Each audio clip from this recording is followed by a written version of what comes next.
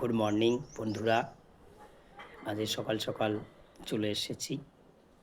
বসন্তও এসে গেছে, কিন্তু সঙ্গে সর্দি, কাশি, চিকেন পক্স, হাম এ ধরনের রোগগুলিও এসে গেছে। আমিও বিগত ২৪ ঘন্টায় প্রচণ্ড ১০১, ২, ৩ জ্বরে ভুগছি। ৩-৪টি প্যারাসিটামল খেয়েও জ্বর নামেনি। আজ থেকে একটু ভালো। আপনারা সাবধানে থাকবেন। এখনকার ভাইরাল ফিভার হচ্ছে, তো এই ভাইরাল ফিভারে ডাক্তারের পরামর্শ নিতে হবে, প্রচুর জল খেতে হবে, অ্যান্টিবায়োটিক খেতেই হবে।